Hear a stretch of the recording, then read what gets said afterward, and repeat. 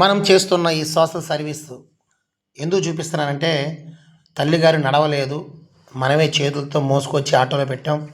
అలాగే ఈ తల్లిగారిని ఎందుకు చూపిస్తున్నానంటే, అదిగో ఆయన ఆ తల్లిగారికి భర్త. అయితే బిడ్డలు అందరూ వదిలేసినా ఆయన చాలా ఓపికగా తీసుకొచ్చి హాస్పిటల్ చూపిస్తున్నాడు. నన్నేమంటాడంటే, "అయ్యా నీకు 2 చేతులు దండం పెడతాను, కొంచెం సహాయం చేయమని" చెప్పి మనకు ఫోన్ చేశాడు. చేయంగానే వెళ్ళి తల్లిగారిని ఆటోలో ఎక్కించాం. మనమే మోసుకొచ్చాం.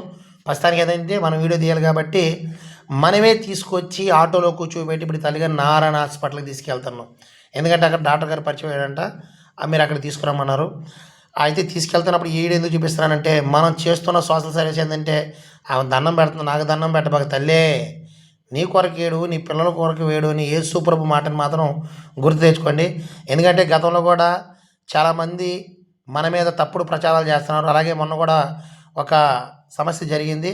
కానీ ఆటోలో తీసుకెళ్ళేటప్పుడు ఏంటంటే, మేము పొద్దునుంచి సాయంత్రం దాకా మంచి పనులే చేస్తాం, చెడ్డ పనులు చేయం. ఎందుకంటే ఎవరిని మేము దుర్భాషలాడి లేకపోతే ఎవరిని డబ్బులు ఎక్కువ ఆశించి అలాగే చేయం. కానీ మనం చేస్తున్న సోషల్ సర్వీస్ కొంతమందికైనా సరే అందుబాటులో ఉండాలని ఒక ఆలోచన.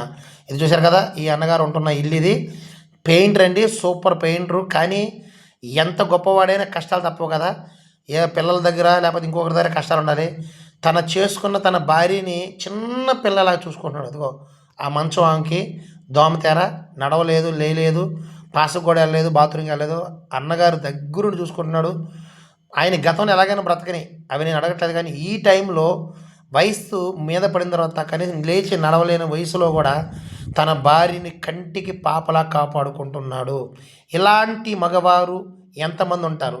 ఆడవారు మగవారిని దాడి చేయడమే కానీ వాడు మంచోడు కదా అలాగ అడిగేవారే. కానీ ఇలాంటి మంచివారు మీ ఇంట్లో ఉన్నట్లయితే ఖచ్చితంగా ఒక లైక్ చేయండి, షేర్ చేయండి.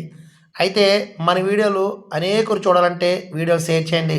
ఇప్పుడు మనం ఇక్కడి నుంచి ఇది ముత్తుకూరు నుంచి నారాయణ హాస్పిటల్కి బయలుదేరుతున్నాం. తల్లిగారు చూసి ఎంత వయసు ఉందో లేచి నడవలేదు.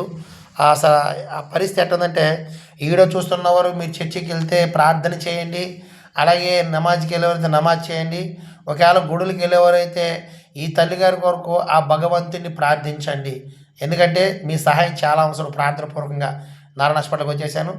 ఇవన్నీ చూపించేది ఏంటంటే, ఏది ఏమైనా సరే మంచి జరగాలి, అందరూ బాగుండాలి, అందులో మనం కూడా బాగుండాలని చెప్పేసి మనం చేస్తున్న సోషల్ సర్వీస్ ద్వారా కొంతమందికి వీడియో షేర్ చేస్తారని. మీరు ఎవరి కష్టాలు ఉన్నా నాకు ఫోన్ చేసినట్టయితే మీకు అందుబాటులో ఉంటాను.